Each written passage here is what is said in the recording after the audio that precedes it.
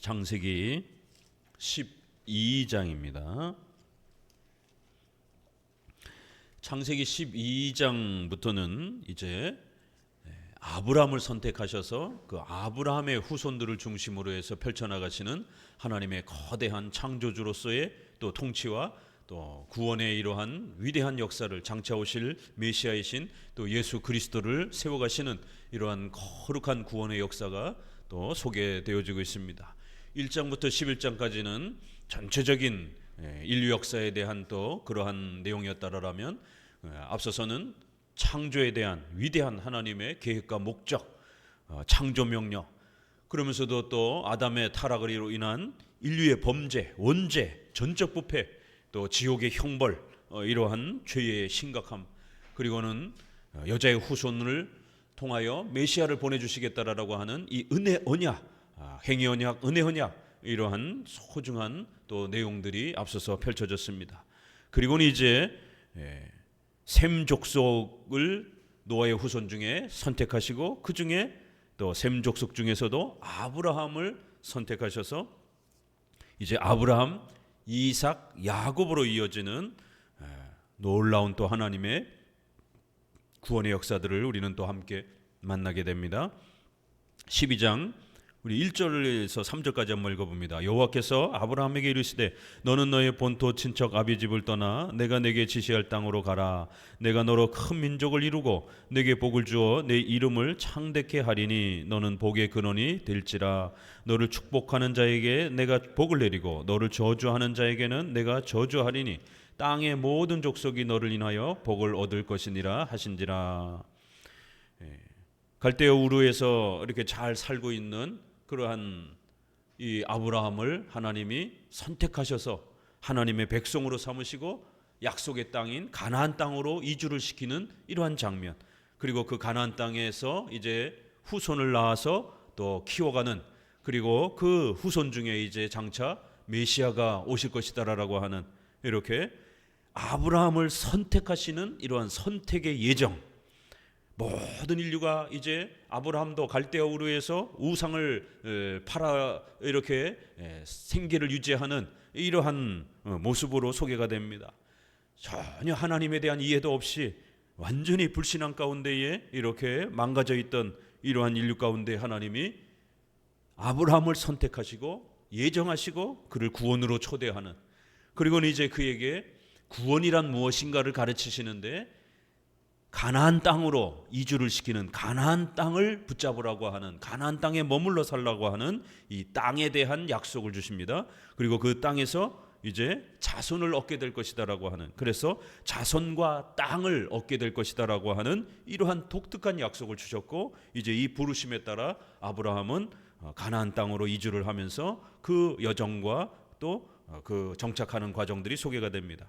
그렇기 때문에 이것은 우리가 직접적으로 문자적으로 이것을 바로 다이렉트로 적용할 수는 없습니다. 우리는 갈대아 우르에 살지도 않고 오늘날에는 이러한 약속의 가나안 땅이 존재하지도 않습니다. 바로 이 가나안 땅은 천국 예수 그리스도를 통해서 얻게 되는 메시아의 나라, 하나님의 나라를 영적으로 우리에게 가르치는 것입니다.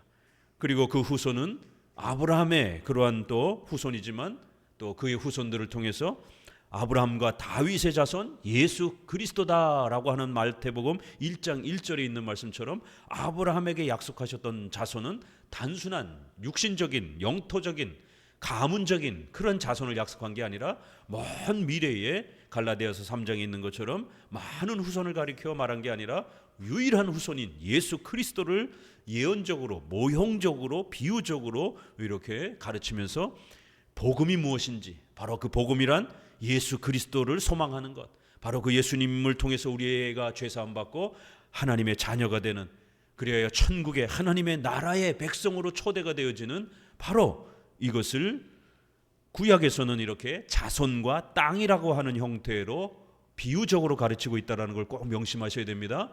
그 핵심 교리, 복음을 가르치고 있었던, 그 복음을 약속하고 있었던 그 내용을 적용해야 되는 것이지, 여러분이 갈대아 우르로 여러분도 이제 무슨 죄악된 땅에서 어떤 가나안 땅으로 옮겨가는 그런 적용을 해서는 안 되는 것입니다. 이것은 역사적 해석을 잘 해가면서 최종적으로 이 아브라함의 생애를 통해서 하나님이 무엇을 교리적으로 핵심적 교리로 가르치고 있는가, 이거를 찾아내는 겁니다. 여러분, 아브라함이 몇 세에 태어나서 몇 세에 자식을 낳고 몇 세에 죽었는지, 어디를 이동하고, 이거를 전부 외운다고 해서 구원받는 게 아닙니다. 그거는 암기력이 뛰어난 그런 사람들은 창세기부터 줄줄줄줄줄줄 외울 수 있죠. 우리가 성경을 믿는다라고 했을 때는 그런 역사적 배경을 전부 외워서 믿는다, 이런 뜻이 아닌 겁니다. 그건 목사도 신학자도 인류 역사 2000년 역사 예수님 이후에 지금까지라도 성경을 전부 다 외웠다라고 하는 사람은 한 사람도 아직 기록이 없습니다. 그 히브리어 헬라어를 외워가지고 이렇게 설교를 했던 칼빈조차도 전체를 암기했다라는 그런 기록은 없습니다. 그걸 다 암기해가지고 기억한다고 해서 믿어지는 게 아니라, 그것이 믿음이 아니라 성경의 그 많은 이야기들을 통해서 가르치고 있는 핵심 성경의 주제, 내용, 교리를 믿는 겁니다. 그래서 성경을 믿는다라고 하는 것은 곧 교리를 믿는 것입니다. 그렇기 때문에 교리를 싫어하는 것은 곧 성경을 싫어하는 것입니다. 바로 아브라함의 이러한 모든 역사적 배경을 다 외웠다고 해서 믿음이 세워지는 게 아니라, 바로 하나님이 아브라함을 통해서 약속하셨던 이 약속, 바로 가나안 땅에 머물라 너의 자손을 줄 것이다. 그리하여 그 자손을 바라보는 사람들, 아브라함의 그 자손을 함께 존중하고 소망하는 사람들, 그 사람에게는 복이 주어질 거라는 거예요. 너는 복의 근원이 될 것이다라는 거예요. 그렇지만 아브라함의 그 후손을 소망하지 않고 그 아브라함의 후손을 무시하고 이러는 자들은 저주를 받을 것이다라는 거예요. 가나안 땅을 소중하게 여기지 않는 자들은 저주를 받을 것이다라는 거예요. 복과 저주라는 개념이 나옵니다. 하나님 앞에 저주와 정죄를 받는 것, 바로 이것이 우리의 형벌, 아담이 범죄함으로 인해서 모든 인류가 타락하게 된 바로 죄의 현실입니다. 지옥의 형벌을 받는, 하나님과 원수가 된, 하나님을 태어났을 때부터 믿지 않는 이러한 인간의 근원적인 죄성을 말하는 것입니다. 그래서 저주, 정죄, 진노, 이러한 아주 중요한 성경의 핵심 죄 개념이 나오는 겁니다.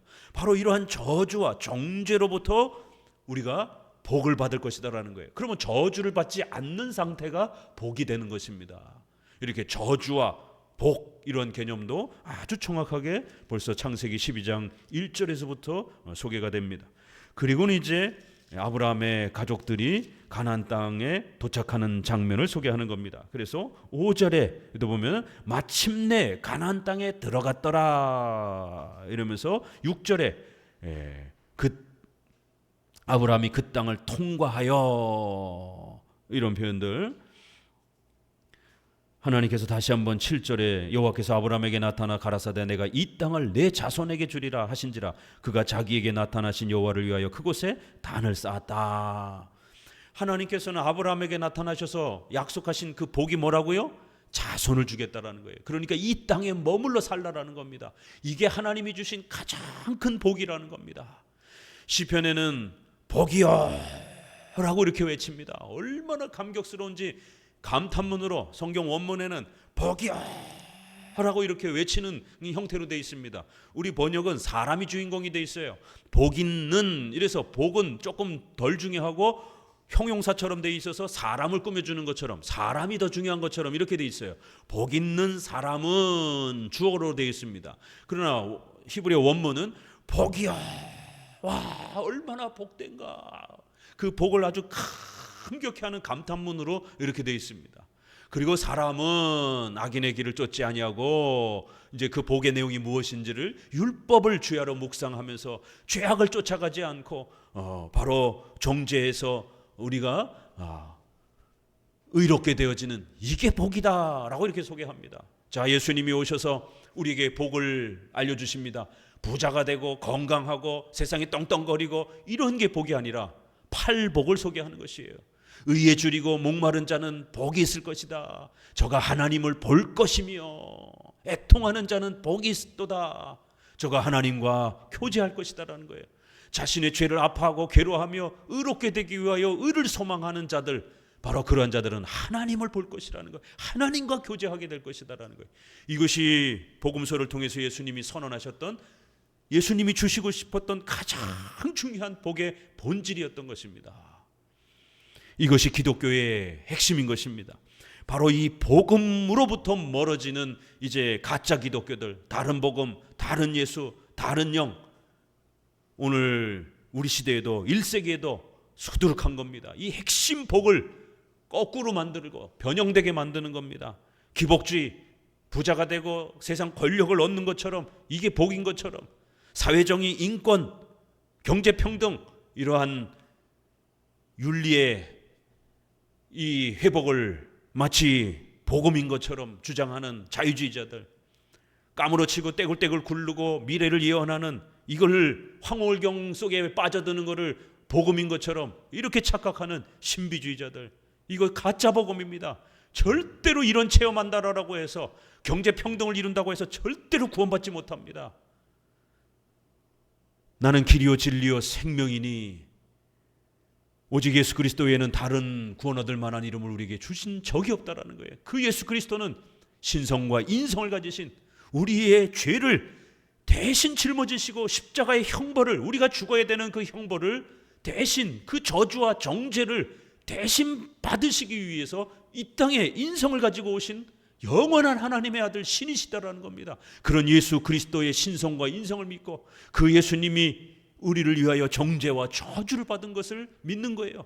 그리고 그 예수님이 아담에게 요구했던 하나님의 율법의 그 모든 요구를 완벽하게 성취하셔서 그 의를 우리에게 값없이 주심으로 우리가 의롭게 되어 하나님의 자녀의 신분을 얻는 것, 저주받아 죄악된 죄인의 신분이 된 자들이 이제 의롭게 되어 하나님의 자녀가 되는 권세라고 요한복음 1장에 이렇게 예수 그리스도를 영접하는 자는 부자가 되고 떵떵거리고 황홀경 속에 있고, 이게 아니라 예수 그리스도를 영접하는 자는 요한복음 1장 17절 18절 하나님의 자녀가 되는 권세를 얻게 되었다라고 이렇게 말하는 겁니다.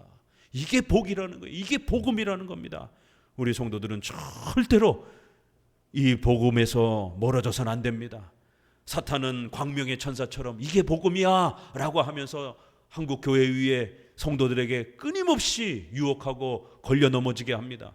그러나 이 창세기 12장을 통해서 소개되어지는 아브라함과 다윗의 자손 예수 그리스도라고 고백하는 바로 이 복음을 반드시 잘 붙잡으셔야 됩니다. 가나안 땅에 머물라 이러면서 이제 가나안 땅에 도착하면서 제단을 쌓고 제사를 드리며 예배를 드리는 것입니다. 아직 레위기가 나오지 않았기 때문에 공식적인 구체적인 제사법이라든가 이런 것들은 아직 율법의 조항으로 소개되어 있지 않습니다. 그러나 족장시대에도 이렇게 희미하게 하나님 앞에 어떻게 나와야 되는지 반드시 희생제사가 있어야 된다는 거예요. 희생제물이 있어야 된다는 거예요. 우리 죄인된 인간들은 우리의 힘과 공로로 절대로, 범죄한 인간들은 하나님 앞에 나올 수 없다는 거예요. 그리하여 반드시 단을 쌓고 거기에 희생제물을 바치고 짐승이 우리 대신 그렇게 죄값을 짊어지고 제물이 되어지는 이러한 제사의 모습이 나오는 겁니다. 하나님이 뭐 짐승 고기를 좋아하시는 신입니까? 그런 의미가 아닙니다. 왜 단을 쌓고 거기에 짐승의 제사를 피 흘려서 짐승의 제사를 드리는가? 이게 이제 나중에 레위기로 가게 되면 짐승의 머리에다가 손을 얹고 기도하는 거예요. 우리의 죄가 이 모든 짐승에게 전가될 거다라고 기도하고, 그리고는 그 짐승을, 죄를 물려받은 전가된 그 짐승이 죄를 짊어지고 제사장의 손에 의해서 죽임을 당하는 겁니다. 그리고 그 짐승을 잘라서 피를 내어서 번제단에 태워가지고 하나님께 바치는 거예요. 우리의 모든 죄악이 이 짐승의 희생을 통해서 하나님께 바쳐집니다.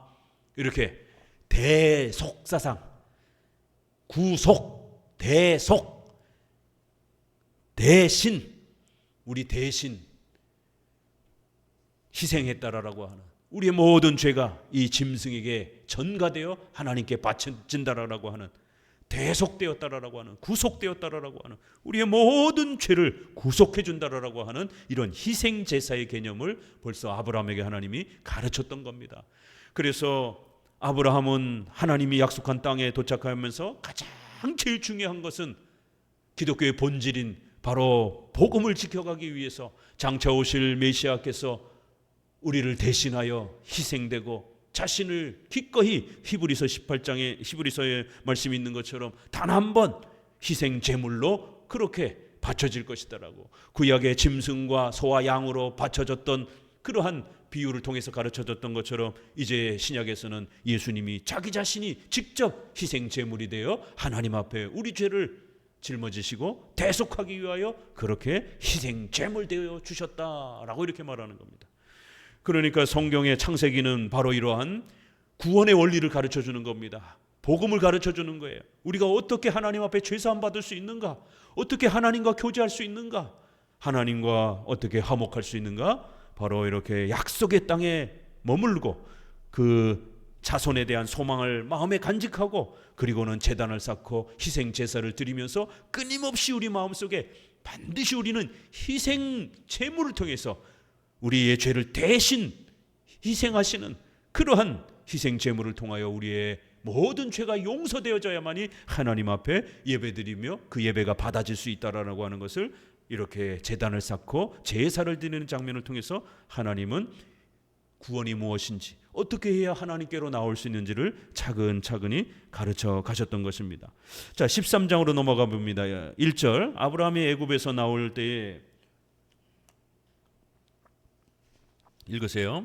그와 그 아내와 모든 소유며 롯도 함께하여 남방으로 올라가니라. 아브라함에게 육축과 은금이 풍부하였더라. 그가 남방에서부터 발행하여 베델에 이르며 베델과 아이 사이에 전에 장막 쳤던 곳에 이르니 그가 처음으로 단을 쌓은 곳이라.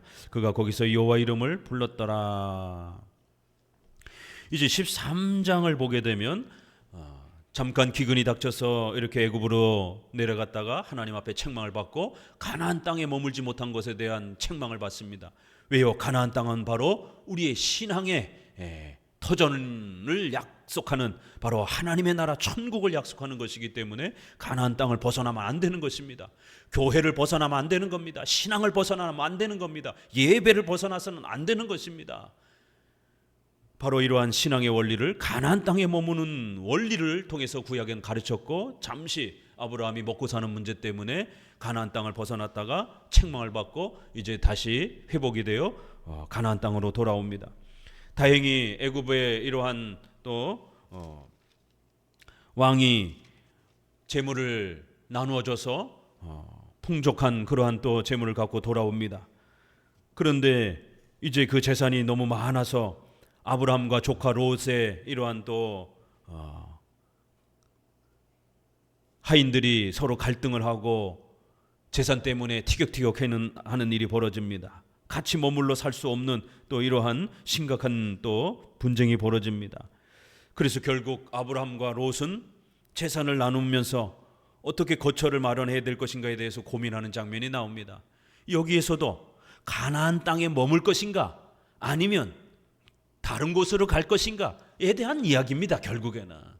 그래서 조카에게 먼저 모든 땅을 선택할 수 있는 선택을 주었는데, 이 어리석은 롯은 가나안 땅에 머무는 것보다는 장차 아브라함의 자손을 통하여 예수 그리스도가 오시고 그 예수님을 통하여 하나님의 자녀가 되는 이 소중한 복음을 가르치는 이 가나안 땅에 머물러야 되는데, 그거보다는 당장 눈에 들어오는 소돔과 고모라가 훨씬 더 멋있는 도시고 그쪽이 훨씬 더 풍요로운 땅처럼 보이다 보니까 결국 소돔과 고모라로 옮겨가게 되는, 그리하여 13장 13절에 보게 되면 소돔 사람은 악하여 여호와 앞에 큰 죄인이었더라.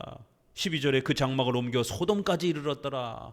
그런데 겉으로는 화려해 보였지만 그 소돔 사람은 하나님 앞에 그 어떤 지역보다도 더 윤리적으로 타락해 있고 하나님을 거부하는 미신과 우상 숭배가 팽배한 그런 악독한 도시였는데도 불구하고 이 믿음이 없는 롯은 외향적인 화려만 보고 결국 가나안 땅을 벗어나 결국 소돔과 고모라로 옮겨가는 것입니다. 그러자 이제 하나님께서는 다시 아브라함에게 나타나셔서 자손과 땅에 대한 약속을 또 하시는 것입니다. 15절 봅시다. 13장 15절. 보이는 땅을 내가 너와 내 자손에게 주리니 영원히 이르리라. 내가 내 자손으로 땅에 티끌 같게 하리니 사람이 땅에 티끌을 능히 셀 수 있을진데 내 자손도 세리라. 너는 일어나 그 땅을 종과 행으로 행하여 보라. 내가 그것을 내게 주리라. 이렇게 롯을 떠나보낸 아브라함은 가나안 땅을 소중하게 여기면서 가나안 땅에 머무르려고 하는 이러한 또 선택을 하는 장면이 나옵니다. 그러면서 하나님이 아브라함을 다시 만나서 가나안 땅에 머물러야 된다. 가나안 땅에 머물게 되면 반드시 너의 후손을 줄 것이고 너의 후손들이 이 가나안 땅을 차지하게 될 것이다 라고 재차 또 약속합니다. 도대체 이 가나안 땅과 아브라함의 그 후손이 왜 그렇게 중요합니까? 바로 이것은 장차 오실 예수 그리스도, 그 예수님을 통한 메시아의 나라, 하나님의 나라를 약속하는 것이기 때문에 바로 거듭 아브라함에게 가나안 땅에 머물러 있어야 된다. 절대로 가나안 땅을 벗어나서는 안 된다. 그러면 이제 오늘 우리 시대에 우리 성도들이 이걸 적용할 때는 복음에서 멀어지면 안 되는 겁니다. 우리 성도들은 절대로 신앙에서 벗어나서는 안 되는 겁니다. 그리고는 그 신앙을 끊임없이 또 훈련하고 성장시키는 이 땅의 유형교회, 하나님의 나라는 궁극적으로 천국을 말하는 겁니다. 그러나 그건 최후 심판 이후에 완성되는 것이기 때문에 지금 현재는 이 땅에서는 유형교회가 하나님의 나라인 것이에요. 주기도문에서 하나님의 나라가 임하옵시고 라는 그 표현에 어거스틴부터 종교개혁자들 모두가 다 이렇게 해석한 겁니다. 이 땅에서는 임시적으로 유형교회가 하나님의 나라라는 것이에요. 하나님을 예배하고 하나님을 섬기는 백성들은 바로 이 땅에 교회밖에 없다라는 거예요. 세상 사람들은 전부 다 하나님을 거역하며 살잖아요. 이 땅에서는 그래도 그나마 성도들이 예배로 모여서, 교회로 모여서 하나님을 예배하기 때문에 성도들이 모인 이 교회가 하나님의 나라다 이렇게 말하는 겁니다. 그렇기 때문에 이런 본문을 읽고 가나안 땅을 절대로 떠나서는 안 된다 이런 말을 어떻게 적용해야 됩니까? 교회를 떠나면 안 되는 거예요. 하나님의 교회를 함부로 떠나서는 안 되는 겁니다. 교회 안에 들어와야 세례, 구원받은 것에 대한 공식적인 표시와 보증을 받을 수 있는 겁니다. 교회에 안 나오면 이러한 어마어마한 세례와 성찬과 같은 표시를, 하나님과 그리스도와 우리가 동행한다는 표시를 얻을 수 없는 겁니다. 그래서 반드시 교회에 머물러 있어야 되는 거예요. 교회에 머물지 않고 혼자 신앙생활하면서 나는 천국 갈 것이다. 그건 자기 생각인 것이죠. 보증할 수 없는 겁니다. 확실한 보증은 세례와 성찬을 통해서 공식적으로 교회 안에 준 것입니다. 자기가 자기 머리에다가 물 끼얹고 세례를 줄 수는 없는 것입니다. 그렇기 때문에 구체적 또 적용은 교회를 떠나서는 안 되는 것입니다. 같이 적용할 수 있는 거예요. 자, 결국 가나안 땅에 머물지 않고 신앙에 머물지 않고 교회에 머물지 않고 결국 세상을 바라보면서 휘황찬란한 금은 보화만 쫓아갔던 롯은 어찌 되었는가? 롯도 신앙은 있었습니다. 왜냐하면 아브라함 삼촌을 따라서 여기까지 왔고 또 계속해서 보게 되면 롯은 당대의 의인이었다라고 하는 신약의 이런 평가도 있습니다. 그래서 최소한의 신앙은 있었던 거예요. 그런데 자꾸 불신앙에 빠져서 자꾸 시험에 빠져가지고 자꾸 돈과 권력과 세상만 쳐다보면서 그렇게 허우적대고 삐걱대면서 그렇게 실패하는 모습을 보이게 됩니다. 자, 결국 롯은 거대한 지역의 연합 전쟁에 휘말렸고 결국 포로로 잡혀가는 심각한 일이 벌어졌습니다. 14장 1절을 읽습니다. 당시에 신할 왕 아므라벨 엘라살 왕 아리옥과 엘람 왕 그돌라오멜과 고임 왕 디달이 소돔 왕 베라와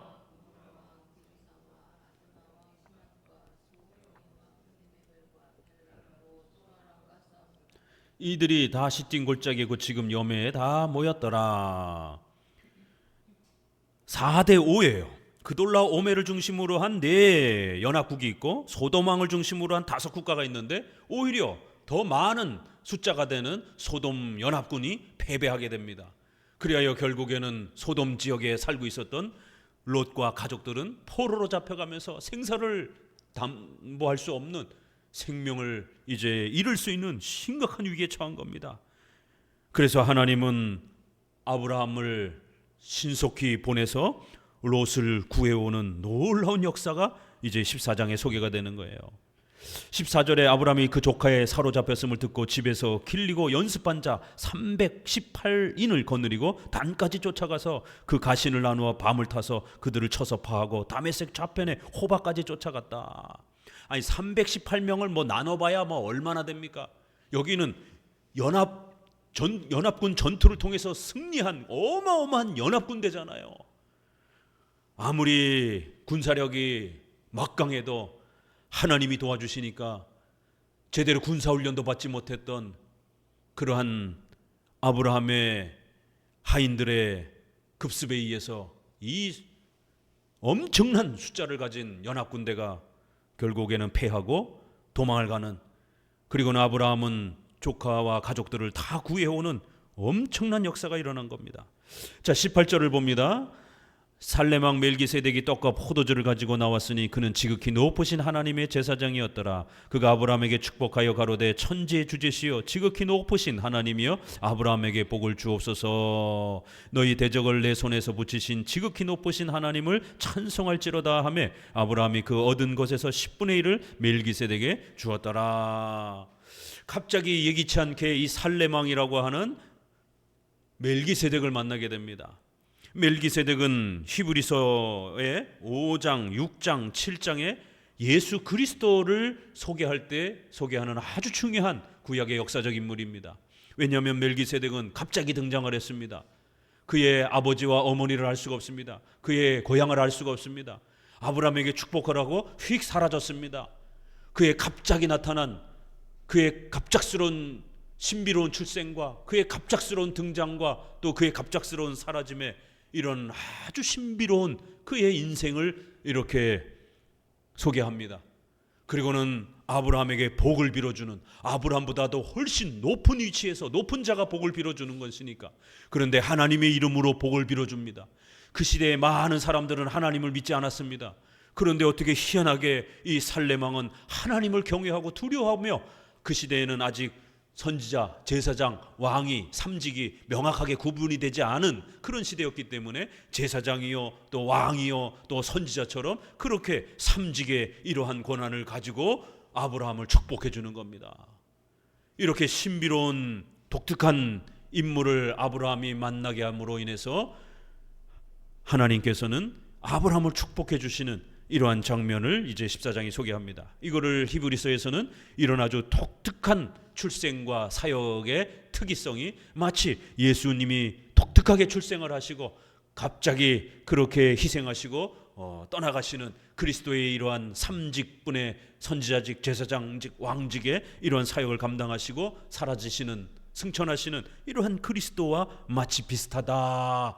구약의 이제 장차올 예수님을 이렇게 아브라함이 또 소망할 수 있도록 이렇게 소중한 제사장 역할을 하는, 복을 빌어주는 그러한 제사장 역할을 하는 분이 아브라함을 축복해 줘야만이 아브라함은 그 하나님의 축복을 얻을 수 있다라고 하는 이러한 부분을 아브라함으로 하여금 맛보게 하신 것입니다. 하나님으로부터, 메시아로부터 그렇게 축복을 받는 그러한 장면을 연출해 주신 것입니다. 그래야 아브라함은 이러한 하나님으로부터 복을 받고 예배적 행위로서 하나님을 경외하고 거기에 11조를 드리면서 하나님께 감사하는 하나의 예배적 장면이 나오는 겁니다. 축도를 해주고 또 우리 성도들은 그 예배에 참여하면서 헌금을 드리면서 자신을 하나님 앞에 바치는 그러한 예배적, 신앙적 모습이 이 특별한 장면을 통해서 이렇게 갑작스러운 멜기세덱의 등장을 통해서 이런 분을 만나고 또 축복을 받고 하나님께 헌금을 바치는 이제 이러한 놀라운 신앙의 장면이 한 번 더 소개가 됩니다. 자, 15장으로 넘어가 보게 되면은요, 15장 1절을 같이 읽어봅니다. 이후에 여호와의 말씀이 이상 중에 아브라함에게 임하여 가라사대 아브라함아 두려워 말라 나는 너의 방패여 너의 지극히 큰 상급이니라. 아브라함이 가로되 주 여호와여 무엇을 내게 주시려나이까 나는 무자하오니 나의 상속자는 이 다메섹 엘리에셀이니이다. 아브라함이 또 가로되 주께서 내게 씨를 아니 주셨으니 내 집에서 길리온 자가 나의 후사가 될 것이니라. 여호와의 말씀이 그에게 임하여 가라사대 그 사람은 내 후사가 되리라. 그를 이끌고 밖으로 나가 가라사대 하늘을 우러러 무뼈를 셀 수 있나 보라. 또 그에게 이르시되 내 자손이 이와 같으리니라. 아브라함이 여호와를 믿으니 여호와께서 이를 그의 의로 여기시고 또 그에게 이르시되 나는 이 땅을 내게 주어 업을 삼게 하려고 너를 갈다의 우르에서 이끌어낸 여호와로라. 15장 1절에는 아브라함아 두려워 말라 나는 너의 방패요 너의 지극히 큰 상급이다. 구약에는 복음을 다양한 비유로 소개를 합니다. 아주 어린애 가르치듯이 그렇게 가르쳐 주는 거예요. 이제는 복음을 어떻게 가르칩니까? 군대 모습으로 복음을 가르칩니다. 고대에는 적들이 쳐들어오고 강도 떼들이 늘 쳐들어와서 양식을 빼앗고 생명을 해치고 그러기 때문에 강력한 이러한 성벽, 방패, 군인이 방패가 있어야 자기 생명을 보호하지 않습니까?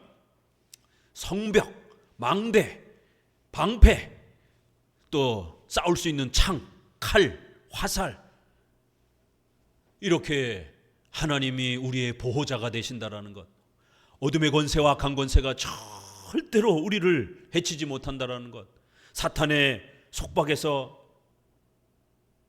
종노릇하며 고통 속에 살아간다라고 이렇게 죄인된 모습을 신약에서는 이렇게 소개합니다. 그래서 예수님이 그 사탄의 권세를 깨트리고 그 죄악된 종노릇하던 곳에서 우리를 자유케 하신다, 이렇게 구원을 이런 식으로 소개합니다. 구약에서는 방패, 망대, 성벽, 바위,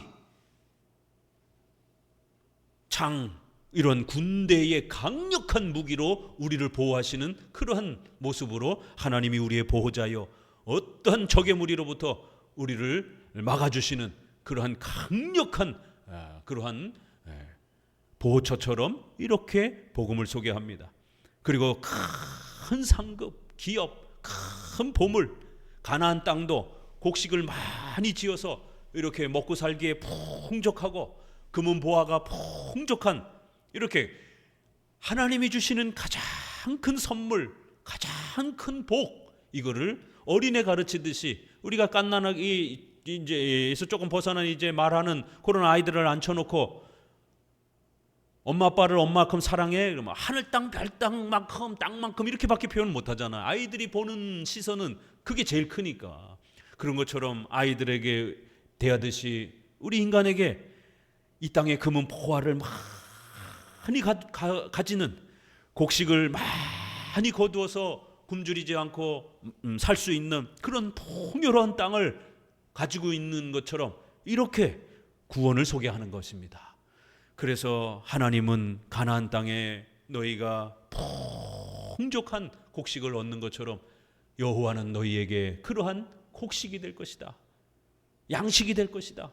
또 이 땅에 금은 보화의 모든 보물을 소유하는 것처럼 하나님은 너희가 소유할 수 있는 금은 보화보다도 더 크고 값진 보물이 될 것이다, 상급이 될 것이다. 하나님 자신이 상급이다 라고 하는 엄청난 메시지가 나옵니다. 오늘날 기복주의에 빠진 사람들은 육신적인 권세와 돈이 상급인 것처럼, 경제평등이 상급인 것처럼, 황홀한 상태가 무슨 상급인 것처럼, 아니요, 하나님이 누구신지를 정확하게 알고 믿는 것, 이게 상급입니다. 하나님에 대해서 무지하면 그건 상급이 아닌 겁니다. 하나님을 잘 아는 것, 하나님이 누구신지, 하나님 자신이 상급이라는 거예요. 나는 너의 상급이라는 거예요. 이거를 많은 분들이 착각을 합니다. 하나님 자신이 상급이지, 하나님이 주는 재산, 건강, 부요함, 이거를 상급으로 착각을 하는 겁니다. 아니요, 기독교의 본질적 복과 본질적인 상급은 하나님 자신인 것이에요. 그래서 하나님은 다시 한번 자손과 땅에 대한 약속을 하고, 바로 이 자손과 땅, 장차 오실 메시아를 통해서 너가 죄사함 받고 하나님의 자녀가 되는 것, 이게 바로 너의 복이다. 그리하여 너가 하나님의 자녀가 되어 하나님을 잘 아는 것, 하나님을 소유하는 것, 하나님의 구원을 소유하여 하나님께 가까이 나오는 것, 하나님의 자녀가 되는 것, 이게 바로 상급이다. 아브라함은 이제서 더 깊이 깨닫기 시작하는 겁니다. 아, 하나님이 왜 나를 그 고향에서 떠나와서 이 허벌판 속에서 땅도 주시지 않으면서 이렇게 살게 하시는가? 그리고 이 가나안 땅을 자손과 후손들이 차지할 거라고, 도대체 이게 뭔 약속인가? 바로 하나님 자신을 주려고 한다라는 거예요. 그리고 그 자손과 땅을 통하여 우리가 죄사함 받고 의롭게 되는 것.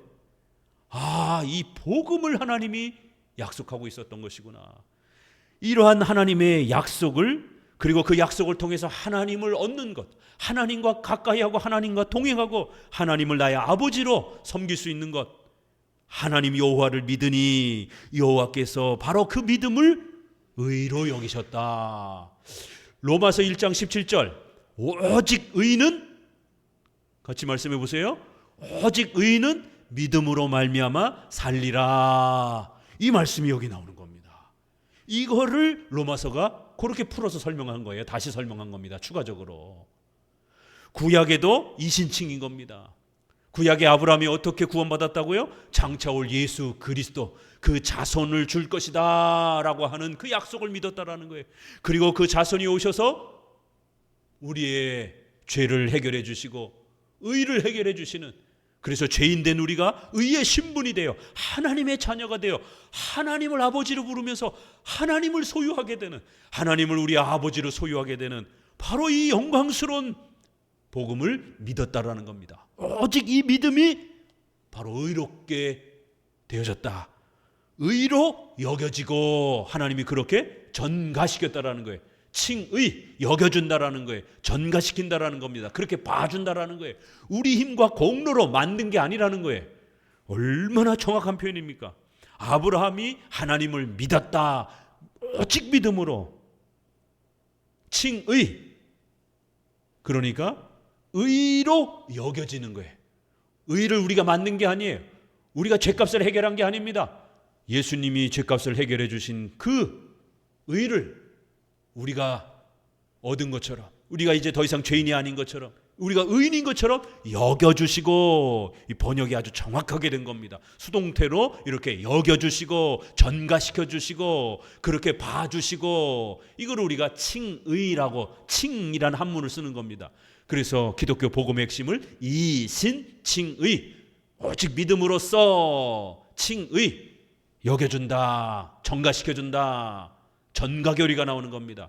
의, 뭐가 의입니까? 부자가 되는 게 의예요? 경제평등 되는 게, 황홀경 되는 게 의입니까? 아닙니다. 죄사함을 받는 거예요. 그리고 하나님의 자녀가 되는, 의롭게 되어지는 신분을 얻는 겁니다. 이게 의입니다. 이게 복음입니다.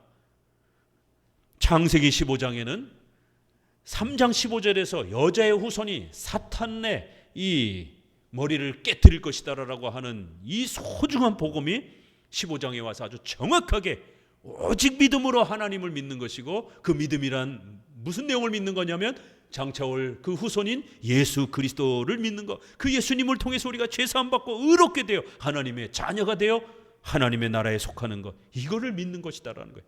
아주 명확하게 15장에 와서 소개가 된 것입니다.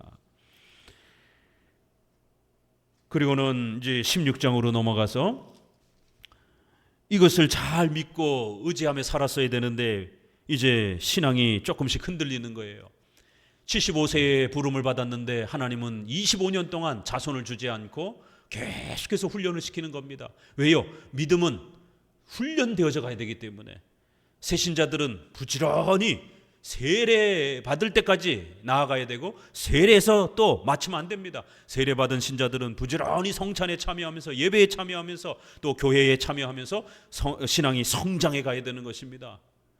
그렇기 때문에 하나님께서는 25년 동안 아브라함이 더욱 신앙으로 잘 성장해 가도록 이미 벌써 15장에 오직 믿음으로 의롭게 된 겁니다. 하나님이 의롭게 여겨주셨다라고 분명히 선언해 주셨습니다.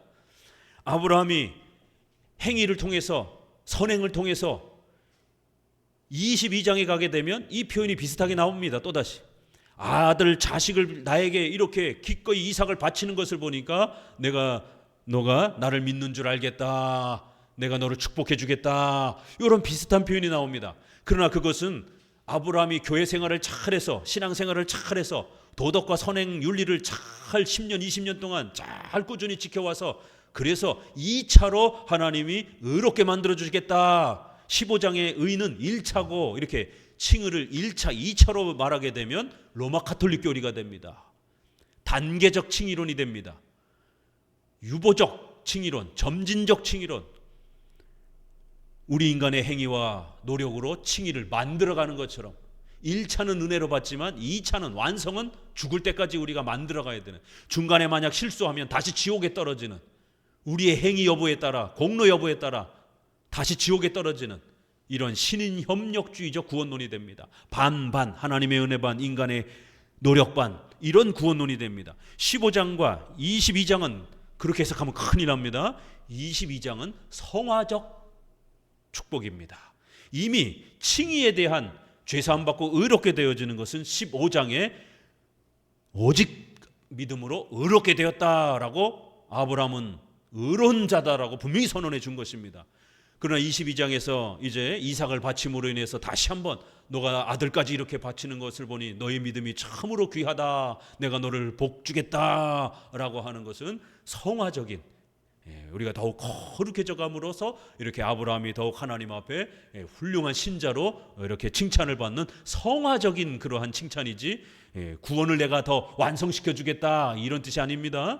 구약에는 의라는 단어, 구원이라는 단어를 칭의와 성화 다 포함해서 이렇게 말을 하기 때문에 신약은 조금 더 그를 잘 구별해서 말하지만 구약은 그걸 다 포함해서 말을 합니다. 시편에도 의라는 단어를 칭의와 죄사함 관련해서 쓰기도 하고 성화와 관련된 거룩함, 우리 성도들이 성장해가는 그런 내용에도 쓰게 됩니다. 문맥안에서 잘 해결되어야 돼요.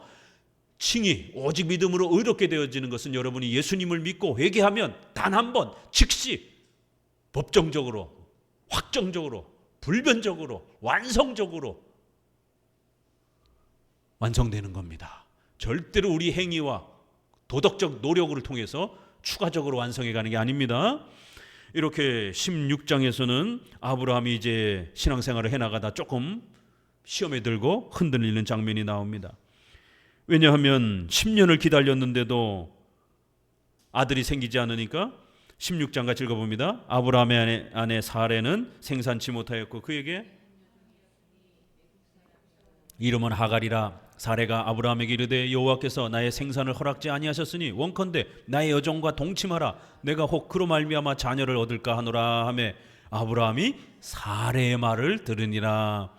아브라함의 아내 사레가 그의 여종 애굽 사람 하갈을 가져 그 남편 아브라함에게 첩으로 준 때는 아브라함이 가나안 땅에 거한 지 10년 후였더라. 10년 동안 잘 하나님의 약속을 지켜왔는데 10년 만에 믿음이 흔들린 겁니다. 아무리 기다려도 자손이 안 생기니까 1차적으로 아내가 먼저 흔들렸어요. 이 남자들은 부인이 이렇게 자꾸 잔소리하고 자꾸 이렇게 흔들면 남편은 아내의 영향을 많이 받기 때문에 많이 흔들립니다. 그래서 사탄은 항상 하와를 먼저 건들고 하와가 남자를 건들도록 이렇게 합니다. 참 희한하죠.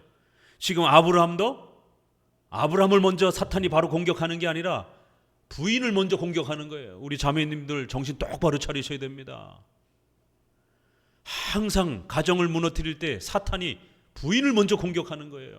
왜냐하면 여성들은 심성적으로 이렇게 모성애가 강하고 또 이런 심성적으로 감성적인 또 이런 부분에 많은 부분에 또 그게 장점이면서도 또 이렇게 굳은 의지로 이렇게 약속을 지켜가고 또 흔들림 없이 잘 버텨내야 되고 이런 부분들이 남자에 비해서 조금 차이가 나는 겁니다. 남자는 근육과 테스테론이라든가 이런 부분들이 강하다 보니까 외부의 어떤 이런 공격 또 어떤 스트레스 이런 거에 대해서 굉장히 강합니다. 이게 생리적으로 그래요. 이게 인류 역사가 증명하잖아요. 인류 역사에 남자가 힘이 있으니까 지배하는 거고 또 그 힘은 또 그렇게 남자들의 그러한 강인함이 또 이렇게 연결이 되는 겁니다. 만약 여성이 그런 모든 것을 뛰어넘는다라면 여성이 왕이 되어서 모든 세계 역사를 지배했겠죠. 그렇지만 대부분 인류 역사는 거의 99% 여왕은 별로 없어요.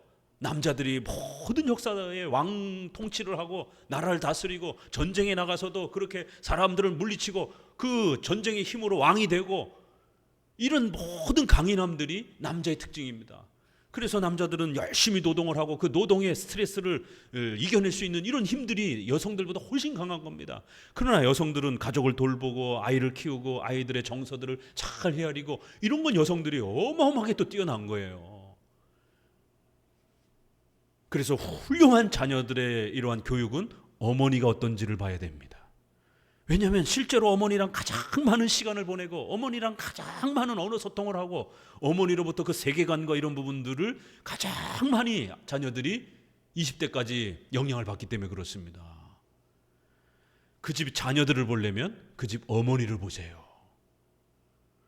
이렇게 남자와 여자의 창조적 특징, 그 다음에 타락 이후에 또 죄악의 특징 때문에 사탄이 그걸 이용을 해서 여성을 먼저 공격하는 거예요. 이거는 뭐 남녀의 그런 어떤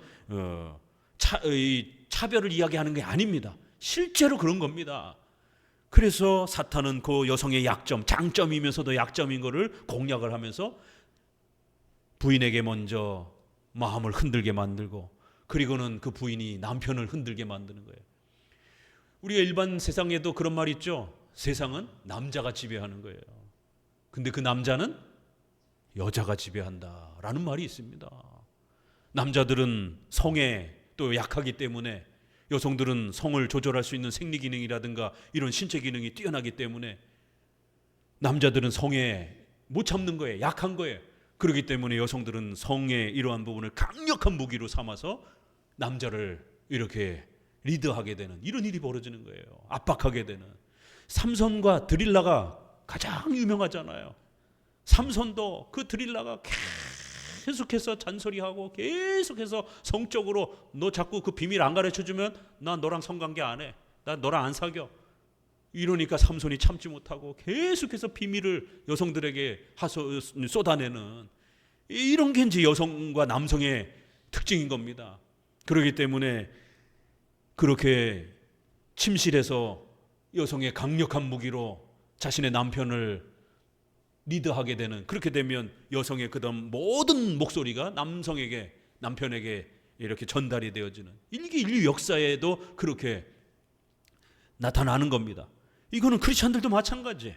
크리스찬들 안에도 이러한 신앙의 굳건한 또 자리를 지켜가야 되는데, 아내가 신앙이 별로 없으면 거의 99% 그 가정은 불신앙으로 빠집니다. 저도 목회를 30년 해봤지만 아내가 신앙이 튼튼하고 강하면 그 가정은 남편이 조금 신앙이 없어도요 웬만큼 흘러갑니다. 근데 남편은 신앙이 좋은데 아내가 신앙이 별로 없잖아요. 그러면 그 가정은 거의 무너집니다. 왜요? 아내가 계속해서 교회 가기 싫다, 교회 헌신하기 싫다, 이번 주만 좀 빠지자, 이런 신앙적 요구들을, 불신앙적 요구를 하게 되는 거예요. 거기에 이제 성적인 무기를 가지고 또 남편을 요구하게 되는 겁니다. 그러면 남편은 이래저래 아내의 이러한 모든 부분에 매이게 되게 되면 아내에게 결국 쏠려가게 되는 거예요. 제 목회적 경험에도 대부분 그러한 신앙의 차이가 나는 가정들은 70-80%도 아니에요. 거의 90% 이상이 아예 교회도 안 나오고 불신앙으로 빠져서 그 가정 다 망가지고, 이런 경우들이 허다합니다. 그래서 우리 자매님들은 더더욱 성경의 이러한 교훈들을 더더욱 가슴에 마음에 잘 새기셔야 됩니다. 사례가 남편을 흔들면서, 남편은 선지자요 제사장이요 당대의 삼직을 가진 이러한 소중한 하나님의 계약을 담당하는 이러한 소중한 지도자인데, 지도자를 그렇게 쥐흔드는 것입니다. 야, 이제 약속 안 이루어지는 것 같아. 그러니까 차라리 여종 데리고 자손을 낳자. 이것도 네 아들 아니냐. 이런 식으로 말씀을 살짝 변형해서, 우리가 언제 어기자고 그랬어? 당신 아들 얻자고 하는 거잖아. 근데 나를 통해서가 아니라 차라리 이 젊은 하인을 통해서 얻어보자. 아브라함이 사례의 말을 들었다. 하나님의 말씀을 들은 게 아니라 아내의 말을 들었다라는 거예요. 아내의 불신앙적 요구를 들어버렸다라는 거예요. 그래서 결국 이스마엘이 태어났고, 그 불신앙 속에서 태어난 이스마엘은 끝내 이삭을 괴롭히는, 어려서부터도 이삭을 죽이려고 덤벼들고 또 나중에 커서도 끊임없이 주변의 민족에 거하면서 이스라엘을 공격하고 이스라엘을 괴롭히는 악한 무리로 그렇게 계속 이어집니다. 한 번의 잘못된 성도들의 이러한 죄악된 선택이 평생의 성도들의 발목을 잡으면서 고통을 줄 수도 있다라는 것입니다. 자, 16장은 결국 이제 이러한 아브라함의 실수와 잘못을 소개하고 17장을 봅니다. 1절 읽어봅니다. 아브라함이 99세 때에 여호와께서 아브라함에게 나타나서 그에게 이르시되 나는 전능한 하나님이라 너는 내 앞에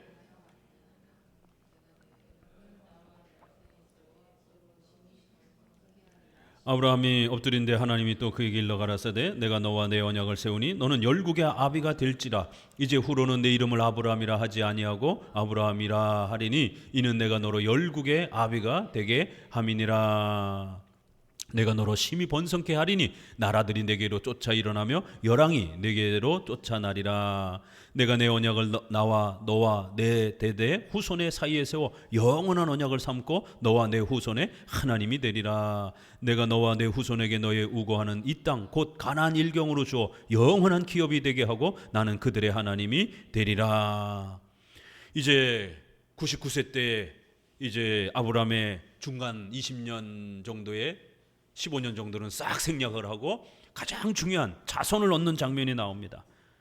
그래서 자손을 얻기 직전에 다시 한번 하나님이 아브라함에게 언약, 은혜 언약, 아담이 지키지 못했던 그 최초의 선악과 행위 언약을 아담이 못 지켰기 때문에 창세기 3장 15절에 이제 여자의 후손으로 오시는 메시아가 그 아담에게 주었던 율법의 모든 완벽한 요구를 완벽하게 성취해 줄 것이다라고 하는, 그래서 우리 대신 순종하여 의를 이루실 것이다라고 하는 은혜 언약, 하나님이 최초의 인간과 맺으셨던 그 약속을 우리가 행하지 못하니까 메시아를 통해서 대신 이루어 주시고 그 의를 값없이 우리에게 선물로 주시겠다라고 하는 이 은혜 언약. 구약에는 복음이 이렇게 은혜 언약 형태로 소개가 됩니다. 그래서 이 언약, 약속이라고 하는 이 언약 신앙은 굉장히 중요한 겁니다. 복음이 언약의 형태로 소개가 되는 겁니다. 7절 8절에 나는 너희의 하나님이 되고 너희는 내 백성이 될 것이다.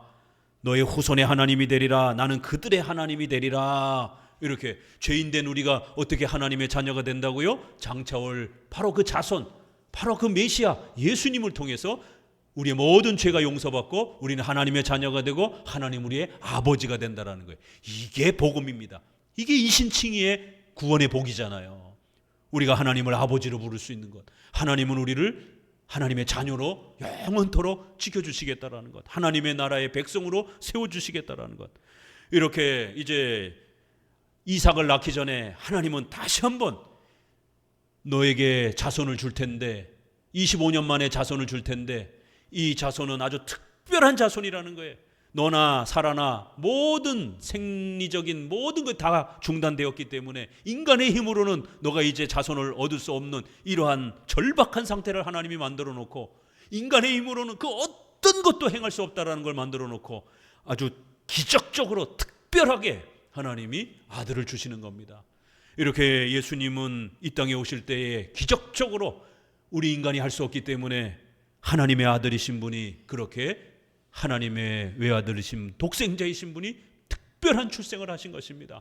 우리가 사도신경에 고백하는 것처럼 그 외아들 우리 주 예수 그리스도 마리아의 몸에서 나시고 성령으로 잉태하사 인간의 그러한 남자와 여자의 그러한 연합을 통해서 만들어진 것이 아니라 성령 하나님의 강력한 역사에 의해서 인간이 되시기 위해서 마리아의 몸을 그렇게 사용하셔서 이 땅에 오신 그러한 중보자라는 것입니다. 이렇게 아주 특별한 자손이라는 거예요. 아주 특별한 기적적인 인간의 힘으로 할 수 없는 것을 하나님이 하시기 위하여 그 자손을 우리에게 보내주시는 장면이 이삭의 특별한 출생이 예수님의 특별한 출생과 이렇게 아주 절묘하게 이렇게 연결이 되는 겁니다.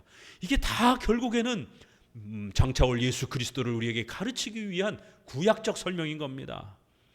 신약에는 이게 그냥 다이렉트로 설명이 되는데 구약에는 이렇게 모형론, 비유론으로 설명이 되기 때문에 성도들이 구약을 읽고 적용하기가 까다롭고 좀 어려운 것입니다. 12장부터 쭉 보니까 계속해서 자손과 땅에 대한 약속이 반복되고 있잖아요. 그렇죠? 다양한 케이스대로 이렇게 여러 케이스를 사용하면서 자손과 땅에 대한 약속에 17장에도 다시 한번 약속하잖아요. 아브라함아, 이제 곧 자손이 태어날 텐데 꼭 기억해라. 내가 내 언약을 너와 너 사이에 세워 영원토록 세울 거고 너의 후손을 번성케 할 것이다 라는 거예요. 내가 언약을 세울 것이다. 영원한 언약이 될 거라는 거예요. 왜요? 이거는 영원토록 우리가 하나님의 자녀가 되는 이러한 약속이기 때문에, 구원받는 그러한 복음에 대한 약속이기 때문에 영원한 약속이 될 것이다라는 거예요. 자, 그러니까 이제 이 구원받은 것에 대한 표시, 하나님의 자녀가 되는 이 표시를 너에게 만들어주겠다라는 거예요. 10절 같이 읽어봅니다. 너희 중 남자는 다 할례를 받으라. 이것이 나와 너희와 너희 후손 사이에 지킬 내 언약이라. 너희는 양피를 베어라. 이것이 나와 너희 사이에 언약의 표징이니라. 대대로 남자는 집에서 난 자 혹 너희 자손이 아니요 이방 사람에게서 돈으로 산 자를 물원하고 난 지 8일 만에 할례를 받을 것이니라. 너희 집에서 난 자든지 너희 돈으로 산 자든지 할례를 받아야 하리니 이에 내 언약이 너희 살에 있어 영원한 언약이 되려니와 할례를 받지 아니한 남자 곧 그 양피를 베지 아니한 자는 백성 중에 끊어지리니 그가 내 언약을 배반하였습니다. 이제 구약의 이 은혜 언약, 우리가 하나님의 자녀가 되었다는, 구원받았다라는, 죄사함 받았다라고 하는 아주 공적인 표시를 만들어주겠다라는 겁니다. 그게 바로 할례인 겁니다. 남자의 생식기를 끝을 가죽을 잘라내는, 이게 오늘날 포경수술과 같은 이제 그런 형태입니다. 그래서 이스라엘 백성들하고 그 다음에 미국 사람들하고 미국의 기독교 영향을 가장 많이 받은 우리나라하고 남자들이 포경수술을 가장 많이 합니다. 일반 나라들은 포경수술을 잘 안 해요. 기독교 영향을 많이 받은 이제 이러한 부분들이 또 이렇게 우리가 보게 됩니다. 할례는 남자의 생식기를 잘라내는 거. 왜요? 다른 데도 아니고 손톱, 발톱, 머리카락도 아니고 왜 생식기입니까? 생식기는 사람을 만드는 생명의 근원이 되는 도구입니다. 우리의 생존 자체가 태어날 때부터 우리는 전적으로 부패하고 원죄를 물려받은 자라라고 하는 우리의 생존의 출발에서부터 우리는 죄인이라는 거예요. 그래서 그 죄를 끊어낸다라는 겁니다.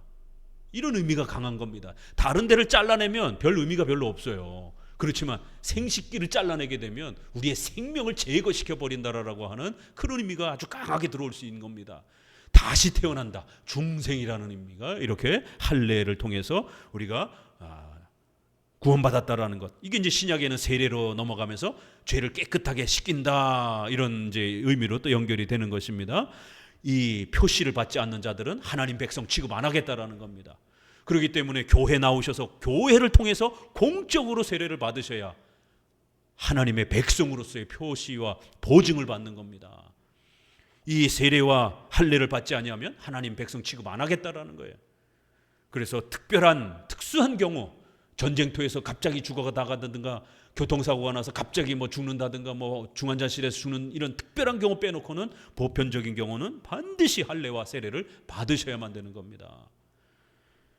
이렇게 세례와 할례는 구원의 표시로서 아주 중요한 가치로 하나님이 또 우리 몸에다가 이렇게 새겨주실 정도로 우리는 하나님의 자녀라고 하는 강력한 자부심을 가지고 우리 성도들은 믿음으로 이 험한 세상을 살아가시라는 것이에요.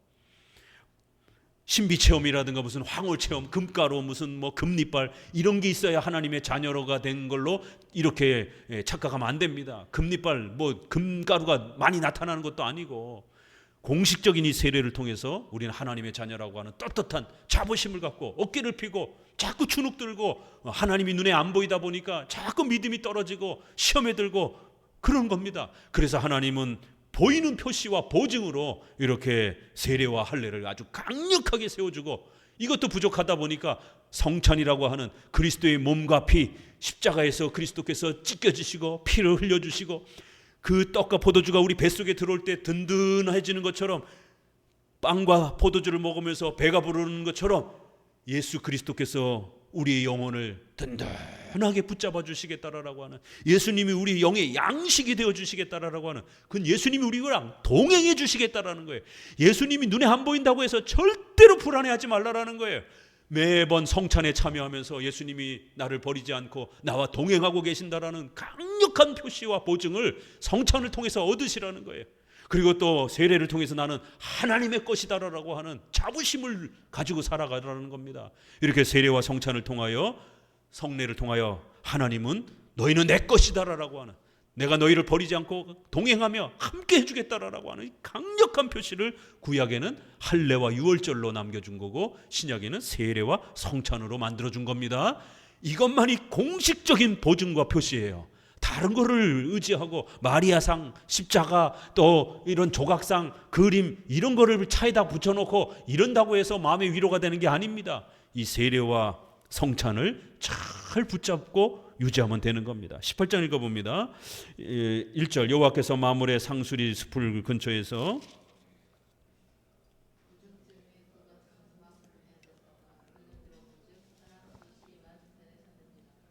그가 그들을 보자 곧 성문 장막문에서 달려나가 영접하며 몸을 땅에 굽혀 가로되 내 주여 내가 주께 은혜를 입었사오면 원컨대 종을 떠나지 지나가지 마옵소서. 물을 조금 가져오게 하사 당신의 발을 씻으소서. 나무 아래서 씻소서.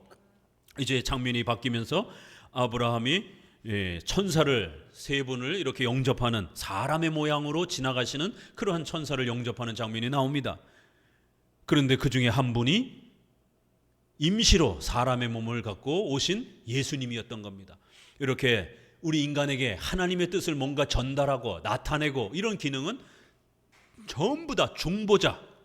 중보자라는 말은 하나님과 인간 사이를 연결해 주는 거예요. 이런 모든 기능은, 중보자적 기능을 행하시는 것은 구약의 그리스도의 사역입니다. 참된 몸을 가지고 마리아의 몸에 태어나는 이런 형태는 이제 신약에 공식적으로 임하지만, 구약에는 임시적으로 사람의 몸을 만들어 주셔서 우리 성도들과 교제할 수 있도록 그런 또 은혜를 주인 겁니다.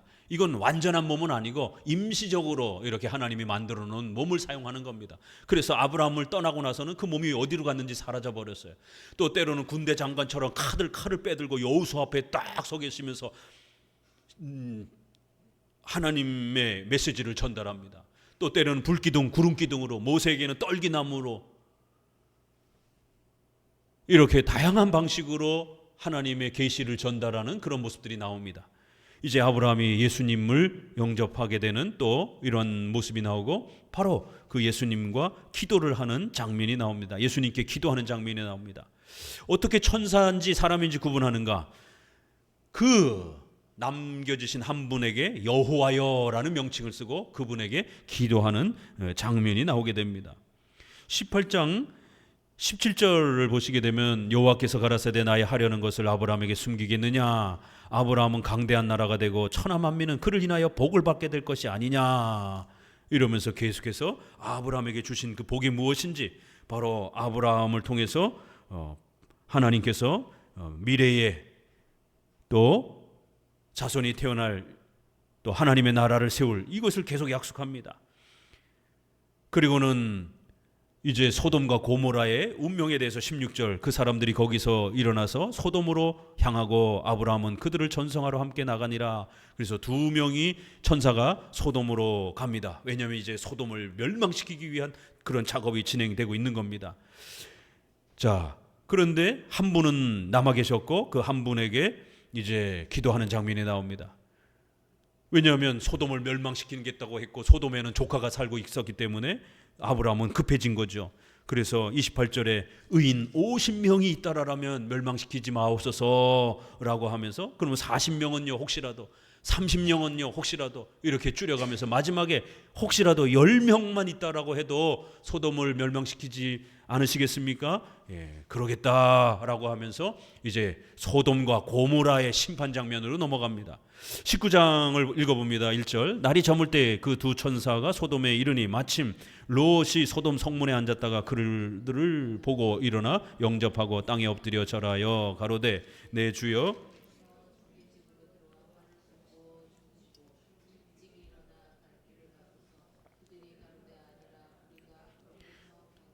19장에 이제 성경에서는 세 번째 최후 심판의 그러한 모습이 소개가 됩니다. 첫 번째는 노아의 홍수 심판, 두 번째는 언어가 갈라지는 바벨탑 사건, 또 한 번은 소돔과 고모라 전체를 불로다가 심판하는 불심판의 모습이 소개가 되면서 최후 심판의 인류를 심판하는 그러한 장면을 또 미리 우리에게 보여줍니다. 특별히 이제 여기는 롯이 살고 있었고, 그래서 아브라함 때문에 이 롯을 구해주려고 하는, 또 롯은 어찌됐든 또 연약하지만 신앙을 가지고 있었기 때문에 롯을 그 무서운 심판 중에라도 구해주시기 위해서 이제 천사가 찾아갑니다. 똑같이 이제 롯도 나그네를 대접하는 그러한 선한 마음을 가지고 있다가 또 천사를 영접하는 이러한 모습을 보입니다. 그럴 때에 5절, 롯을 부르고 그에게 이르되 이 저녁에 내게 온 사람이 어디 있느냐 이끌어내라, 우리가 그들을 상관하리라. 8절, 내가 남자를 가까이 아니한 두 딸이 있노라. 청컨대 내가 그들을 너희에게로 이끌어내리니 너희 눈에 좋은 대로 그들에게 행하고 이 사람들은 내 집에 들어왔은즉 이 사람들에게는 아무 짓도 하지 말라.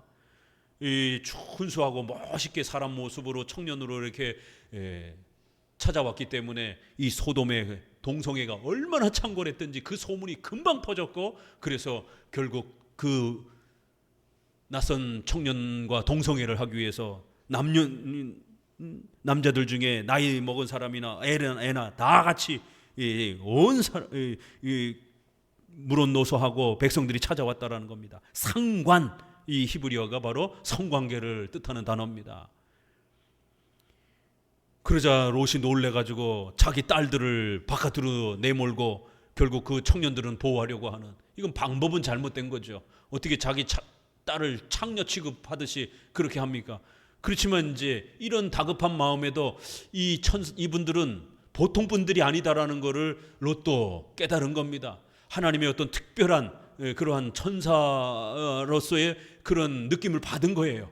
그러니까 이렇게 하나님의 메시지를 전하는 이런 소중한 분들을 보호해야 되겠다라는 마음은 귀했는데 이 신앙이 제대로 없다 보니까 방법론이 잘못돼 갖고 자기 딸들을 창녀 취급하면서 그렇게 내던지고 청년들만 보호하려고 하는, 만약 믿음이 있었다라면 청년들을 보호하면서 가족들하고 문을 콱 걸어 잠그고 그 천사들에게 도움을 청했어야죠. 왜냐하면 조금 뒤에 보게 되면 천사들이 강력하게 그냥 그 악인들의 눈을 어둡게 만들어 버리잖아요. 이런 전능한 하나님을 의지했다라면 딸들을 창녀처럼 그렇게 바깥으로 그 폭도들한테 내주어서는 안 되고 같이 방 안에서 하나님께 기도하며 도움을 요청했어야 되는데 롯이 막 정신이 없는 거죠. 막 그냥 이거 어떻게 해야 되지, 어떻게 해야 되지. 그러니 급한 대로 그러면 야, 차라리 딸들을 범해라 이러면서 딸을 내어주고 천사들을 보호합니다. 이렇게 소돔은 아주 악독한 이 부패의 모습이 오늘 인류의 타락과 부패한 모습을 그대로 반영하는 겁니다. 오늘 서구 사회에서도 한국 사회에서도 포괄적 차별금지법으로 인해서 동성애를 인권이라고 하면서 얼마나 이 비참하고 몰상식한 인류의 도덕과 윤리가 붕괴되어지는 이러한 참담함을 우리가 보고 있지 않습니까? 동성애가 창궐하게 되면 이제 그 에이즈, 매독도 에이즈도 1000배 가까이, 매독도 1000배 가까이 대한민국이 그렇게 질병이 근 10년, 20년 사이에 확장이 됐다라고 연일 보고서들이 쏟아져 나오고 있습니다. A형, B형, C형 간염이 오죽하면 동성애, 이번에 서울 축제할 때도 동성애 C 간염이 너무 창궐해가지고 예방주사 맞고 참여하라라고 할 정도로, 또 그 다음에 이질부터 시작해가지고 온갖 무서운 질병들이 이 동성애 때문에 창궐하고 있는데 국가는 이거를 더 확장시키고 있습니다. 두고 보십시오. 포괄적 차별금지법이 통과가 되어서 전 세계적으로 동성애가 창궐하게 될 때 인류는 생전 처음 경험하게 되는 바이러스가 창궐하게 되는, 온갖 질병이 창궐하게 되는, 코로나보다도 더 100배 1000배 무서운 전염병이 창궐하는 고통과 아픔을 모든 사람들이 질병 때문에, 전염병 때문에 죽어나가는 이 무시무시한 하나님의 진노와 책망을 받게 될 것입니다. 이렇게 인류가 동성애와 이러한 성적 타락으로 인해서 하나님 앞에 벌받는 장면을 명백하게 소개해 주면서 한 번은 우상 숭배 때문에, 한 번은 동성애에 관련된 이러한 타락 때문에 무너지는 모습을 보여주는 거예요. 아니, 거짓말, 사기 이런 걸로도 보여줘야 되는데 왜 특별히 동성애 문제를 성경은 이렇게 대표적으로 언급하냔 말이에요. 열왕기 상에도 보세요. 여로보암 왕이 그 북쪽에 단과 베델에다가 금송아지를 만들어 놓고 예배 날짜를 바꾸고 우상 숭배, 그리고는 남색이 창궐하도록, 동성애가 창궐하도록 만드는 거예요. 그 동성애가 창궐하는 게 결국 남쪽에 르호보암, 솔로몬의 아들인 르호보암 지역까지, 유다까지 퍼져가지고 남유다 왕들도 바알과 아세라 신전을 섬기고 남색 동성애자들을 수용해가지고 하나님 앞에 어떻게 징계를 받는지. 왜 많은 죄악들이 있는데 이 남색이라고 하는 동성애만 성경이 이렇게 언급을 합니까? 그게 윤리 타락의 아주 가장 대표적인, 하나님이 이제는 참지 못하고 멸망시켜야 되겠다라고 하는 그 마지막 마지노선을, 임계점을 넘는 타락의 증표가 바로 동성애이기 때문에 그런 겁니다. 그래서 포괄적 차별금지법을 통해서 동성애를 옹호하는 이러한 국가정책이 하나님의 진노를 앞당기는 무시무시한 일들이 된다라고 보수적인 목사들은 경고하는 겁니다. 결국 소돔과 고모라는 불과 유황불이 퍼져서 전부 다 죽었고, 이 복음의 전도에 빨리 도망가라라고 하는 이 메시지를 사위들이 우습게 여겼고 조롱했다라는 이런 말이 나옵니다. 교회가 전도하고 복음을 전도하는 이러한 복음 전도를 우습게 여기고 깔보고 그거를 차별금지법을 통해서 막으려고 하는 이러한 악독한 행위들이 하나님 앞에 어떤 벌을 받을 것인지가 19장에 다시 한번 죄, 지옥 심판, 형벌, 최후 심판, 이런 또 죄와 관련된 또 장면이 한 번 더 소개가 되는 겁니다. 20장 1절 읽어봅니다. 아브라함이 거기서 남방으로 이사하여 가데스와 술 사이에 그랄에 우거하며 그 안에 사라를 자기 누이라 하였으니 그랄 왕 아비멜렉 사라를 취하였더라. 예, 결국 잠깐 아브라함이 또 시험에 들어서 먹고 사는 문제 때문에 그랄로 옮기면서 결국 거기서 자기 아내를 누이라고 속이면서 아내를 빼앗기게 되는 이러한 심각한 또 위기를 겪게 됩니다. 이렇게 아브라함조차도 믿음이 성장하고 자라가기 위해서 얼마나 하나님 앞에 훈련을 받는가를 우리는 보게 됩니다. 또 성화에 대한 이런 이야기가 나오는 겁니다. 우리 성도들은 완전한 게 아닙니다. 죽을 때까지 계속해서 신앙의 성장을 또 이루어가면서 또 이렇게 자라가야 되는 것입니다. 아브라함도 이렇게 호되게 야단을 맞으면서 책망을 받으면서 또 다시 약속을 받으면서 이렇게 신앙이 성장했다라면 우리 성도들은 교회 안에서 얼마나 더 또 이렇게 성장하고 훈계를 받고 또 징계와 책망을 받으면서 성장해 가야 되겠습니까? 그렇기 때문에 또 이러한 또 아브라함의 실수를 통해서 또 믿음의 성장과 또 자라가야 되는 필요성을 가르치면서 이제 21장으로 넘어가면서 드디어 이삭이 태어납니다. 21장 1절 여호와께서 그 말씀대로 사라를 권고하셨고 여호와께서 그 말씀대로 사라에게 행하셨으므로 사라가 잉태하고 하나님의 아브라함이 그 낳은 아들 곧 사라가 자기에게 낳은 아들을 이름하여 이삭이라 하였고 그 아들 이삭이 난 지 8일 만에 결국에는 하나님이 약속한 특별한 정말 25년 만에 아브라함과 사라 모두가 이제 아이를 가질 수 없는 그런 모든 생체적 그러한 기능이 다 중단된 이런 상태에서 아주 특별한 기적으로 특별한 출생의 이러한 장면으로 이삭을 얻게 되는 이제 이삭의 출생 장면이 소개가 되는 것입니다.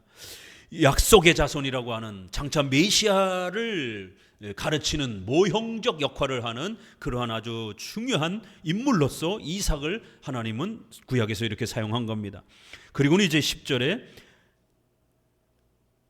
8절부터 아이가 자라매 젖을 떼고 이삭의 젖을 떼는 날에 아브라함이 대언을 배설하였더라. 사라가 본즉 아브라함의 아들 애굽 여인 하갈의 소생이 이삭을 희롱하는지라. 그가 아브라함에게 이르되 이 여종과 그 아들을 내어 쫓으라. 이 종의 아들은 내 아들 이삭과 함께 기업을 얻지 못하리라 하매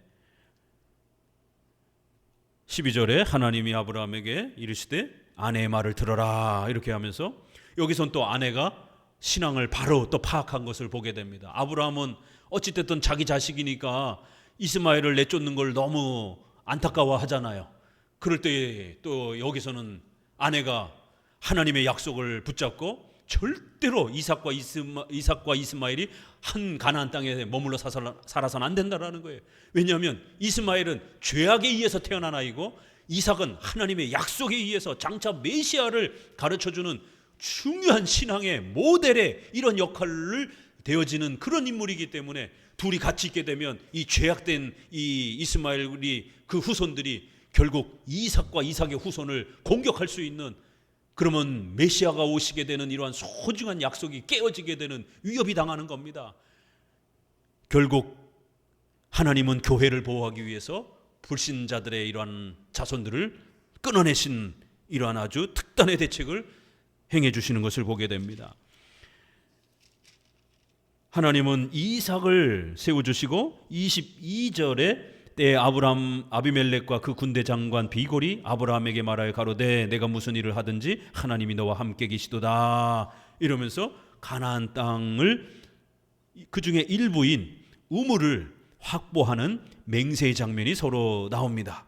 그래서 앞부분은 이삭의 출생, 그 다음에 가나안 땅을 이제 가나안 땅 주인인 이 그랄 왕이 와가지고 서로 침략하지 말자라고 하면서 상호 협조를 맺으면서 특별히 우물을 하나 확보하는, 우물은 물을 먹어야 살기 때문에 고대 근동의 이런 사막 기후에서 물은 생명과 같은 것이기 때문에 아브라함이 땅은 아직 공식적으로는 소유하지 못해도 우물 정도는 자신의 것으로 이제 소유하기 위해서 아비멜렉에게 이제 정식적으로 돈을 주고 땅을 매입하는, 우물이 있는 땅을 매입하는 장면이 나옵니다. 그래서 21장은 이렇게 이삭과 땅이 아브라함에게 주어지는 놀라운 장면이 나오는 겁니다. 창세기 12장에 약속했던 자손과 땅을 주겠다는 약속이 1차적으로 성취가 되는 겁니다. 그리하여 장차 메시아가 올 것이고 그 메시아를 통하여 우리가 하나님의 나라를 성취할 것이다라는 것이 이렇게 모형적으로 소개가 되는 겁니다.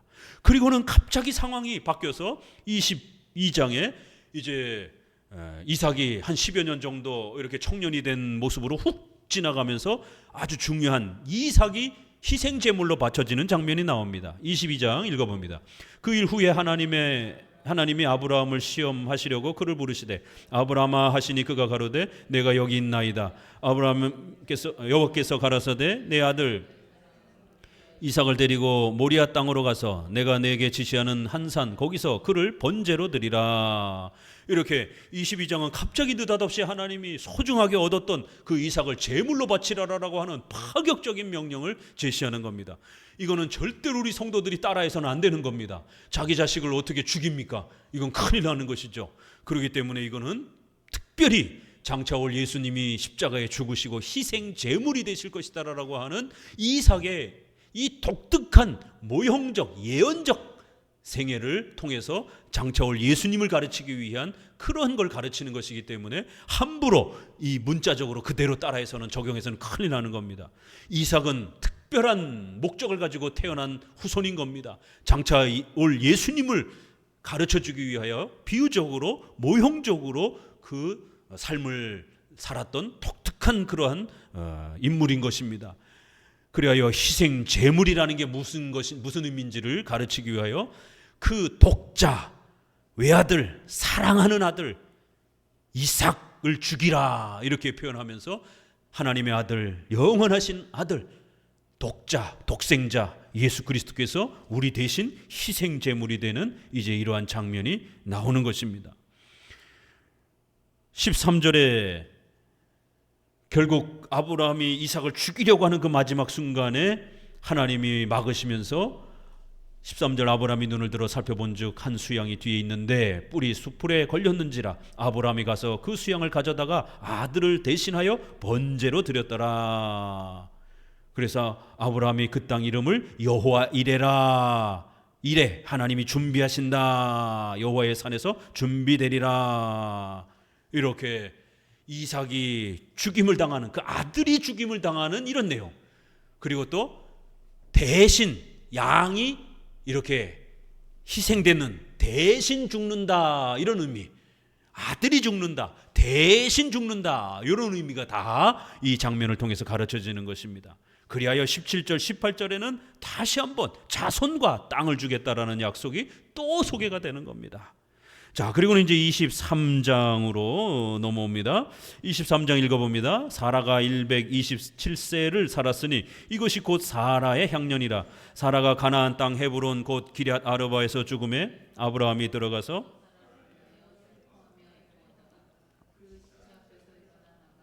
헷족속에게 말하여 가로되 나는 당신들 중에 나그네여 우고한 자니 청컨대 당신들 중에서 내게 매장지를 주어 소유를 삼아 나로 내 죽은 자를 내어 장사하게 하시오. 이렇게 사라가 죽고 이제 사라를 위해서 막벨라 굴 땅을, 무덤을 소유하는 땅을 얻는 장면이 한번 나옵니다. 그래서 앞부분에서 우물을 얻었을 때 부엘세바, 맹세의 우물, 언약의 우물, 이렇게 해서 남쪽 지역의 부엘세바, 북쪽에는 단, 그래서 단과 부엘세바가 이스라엘 땅 전체를 표시하는 그러한 용어로 늘 사용이 됩니다. 그리고 23장에도 다시 한번 이제 무덤 땅을 이제 소유하는, 땅을 소유하는 장면이 나옵니다. 400년 뒤에, 출애굽 후에 400년 뒤에 공식적으로 가나안 땅을 소유할 겁니다. 아직은 공식적으로 땅을 소유할 수는 없습니다. 그래서 이렇게 우물이나 이런 무덤이나 이렇게 조그만한 땅 정도를 하나님이 아브라함에게 주시는 겁니다. 그러므로 인하여 장차 땅을 얻을 것이다라고 하는 약속을 더 의지하게 만드는 거예요. 요만큼이라도 먼저 땅을 소유하는 그러한 맛을 보여주시는 것입니다. 그래서 23장에는 이렇게 막벨라 굴에서 장사를 치르기 위하여 땅을 얻는 장면. 자, 앞부분에서 1장에서는 이삭의 출생, 22장에는 이삭의 죽음, 희생 제물, 그 다음에 23장에는 땅을, 장차 얻을 땅을 얻는 장면, 바로 천국의 모형이 되는 땅을 얻는 장면.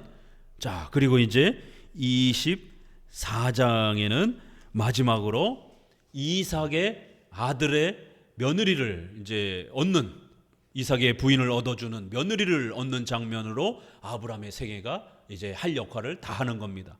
앞부분에서는 신앙에 대한 중요한 본질들이 이삭의 출생과 또 이삭의 희생 제물을 통해서 또 땅을 얻는 장면을 통해서 메시아 또 천국 이런 중요한 신앙의 본질이 가르쳐졌고, 24장에는 이러한 신앙의 본질을 우리가 잘 유지하고 지켜가기 위해서는 윤리, 십계명을 통해서 우리 성도들이 기독교 윤리를 얼마나 소중하게 또 지켜가야 하는지를 마지막으로 성도들의 성화에 대한 중요성을 가르치는 겁니다. 이삭이 이렇게 소중하게 이 약속을 잘 유지해 가기 위해서는 결혼을 잘해야 된다는 거예요. 그래야 불신자 배우자가 아니라 반드시 믿는 배우자를 얻어서 그 가정을 통하여 또다시 후손이 태어나고 또 그 후손에게 신앙을 가르치고 전수해서 이렇게 신앙이 계속해서 퍼져나갈 수 있도록 신앙을 잘 우리가 유지하기 위해서는 또 이렇게 훌륭한 가정이 만들어져야 된다는 겁니다. 우리 목사님들 속담에는 그런 말이 있습니다. 청년들 신앙은 가짜다라고. 우리 청년들한테는 좀 죄송하지만 그만큼 청년 때는 이 결혼이라고 하는 게 인생에 있어서 엄청난 영향을 받는다라는 거예요. 불신자 배우자랑 결혼을 하게 되면 그냥 불신자로 곤두박질 친다라는 거예요. 거의 99%가 교회 안 나옵니다. 저희 친구들, 사모님 친구들, 저희 학창 시절에 청년애들 뒤돌아서 보니까 불신자랑 결혼한 사람 다 교회 안 나와요. 거의 그냥 100%예요. 그냥 명심하셔야 됩니다. 그래서 하나님은 앞부분에서 신앙에 대한 부분을 가르쳤다면 24장에는 결혼에 대한 부분을 다시 한번 언급하면서 이 소중한 기독교 복음이 잘 유지되고 지켜져 가기 위해서는 결혼, 또 우리 성도들의 생활, 이런 부분들이 윤리 부분에서 십계명을 따라 바르게 또 잘 세워져 가면서 칭의와 성화가, 믿음과 윤리가 잘 조화를 이루면서 이렇게 또 살아가야만이 기독교 본질이 잘 지켜질 수 있다는 것입니다. 그리하여 24장에서는 가나안 땅에서 불신자들이 득실득실하는 이곳에서 며느리를 얻지 말고 자기의 형제들이 머물러 살고 있는 이제 이렇게 그곳으로 가서 거기서 며느리를 얻어오라라라고. 왜냐하면 아버지 데라의 형제들이 셋이 있었고 하나는 죽고 하나는 하란 지역에서 살고 있었기 때문에 그들도 아브라함과 함께 하나님의 약속을 의지하면서 그렇게 이동해 왔고, 적어도 그들은 하나님을 경외하고 있는, 비록 신앙이 아브라함처럼 뛰어나진 않았다 할지라도 어찌됐든 그래도 그 시대 당시에는 그들만이 유일한 신자들이었기 때문에 그들에게 가서, 자기 친척에게 가서 며느리를 구해오도록 그렇게 또 요구하는 장면이 나오고, 바로 이러한 장면 속에서 그 사명을 위탁받은 종이 이제 리브가를 만나는 놀라운 장면들을 하나님의 섭리 속에서, 그 만나는 장면, 또 말 약속의 내용, 그래서 처녀가 찾아오고 물을 길러주고 낙타에게까지 그렇게 물을 마시게 하는 봉사, 그 처녀의 이런 희생정신, 나그네를 대접하는 그런 인격, 너그러움, 이런 부분들을 살펴보기 위해서 하나님 앞에 그런 기도를 하고, 리브가가 찾아와서는 그렇게 나그네에게 물을 대접하면서 짐승에게까지 그 엄청난 물을 길어서 희생하는 이런 장면들을 보면서 신앙도 중요하고, 또 그 다음에 됨됨이, 인격, 사람 됨됨이가 있는지, 어떤 중독에 빠져 있거나 결혼을 해서는 안 되는 그러한 심각한 어떤 질병에 있다든가 이런 문제가 있으면 그런 사람들도 세례는 받을 수 있습니다. 그러나 결혼의 대상자가 된다는 것은 조금 다른 문제입니다. 세례는, 구원은 최저로 잡는 거예요. 그러나 결혼은 최고의 기준으로 잡아야 되는 겁니다. 평생을 함께 살아야 될 사람이기 때문에 적어도 인격의 됨됨이를 살펴가면서 훌륭한 배우자감으로서의 신앙과 인격의 이러한 됨됨이를 갖추고 있는지를 잘 살펴보는 겁니다. 자, 이런 이제 마지막 결혼 내용이 나오면서 이제 우리는 어디를 보시느냐 하면 60절 읽으면서 마무리를 해봅니다. 60절 같이 읽습니다. 리브가에게 축복하여 가로되,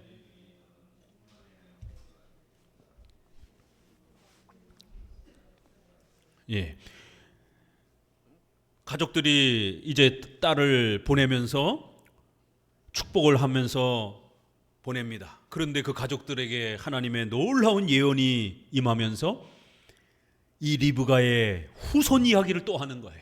이렇게 창세기는 후손과 땅에 대한 이야기가 끊임없이 쏟아져 나오는 겁니다.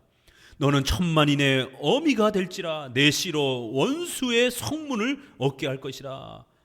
사라가 열국의 어머니 이렇게 이름을 바꿔준 것처럼, 사레에서 사라로 바꾼 것처럼 이렇게 천만인의 어머니가 될지어다 라고 이렇게 리브가를 축복해 주면서 결국 리브가의 후손을 통하여 많은 사람들이 복을 얻게 될 것이다 라고 하는 이 복을 선언해 주고, 또 한편으로는 너의 후손이 사탄과 악의 무리들을, 원수들을 물리칠 것이다 라고 하는 이 두 가지, 복을 얻을 것이다, 사탄을 정복할 것이다 라고 하는 이 놀라운 예언의 메시지가 이렇게 그 가족들에게 임해서 이제 시집을 가기 위해서 준비하는 그 딸에게 이렇게 환송을 하면서 놀라운 예언의 메시지가 마지막으로 이렇게 선언이 되는 겁니다.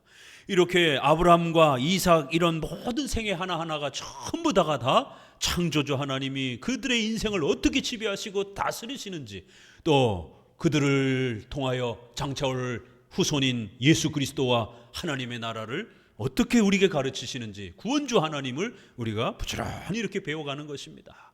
오늘 24장까지 특별히 우리 기독교의 또 소중한 자손과 땅에 대한 약속, 바로 메시아, 또 메시아의 나라, 이신칭이, 또 성화의 이러한 축복, 이런 내용들이 아주 짜임새 있게 이들의 생애를 통해서 소개되었습니다. 기도합니다.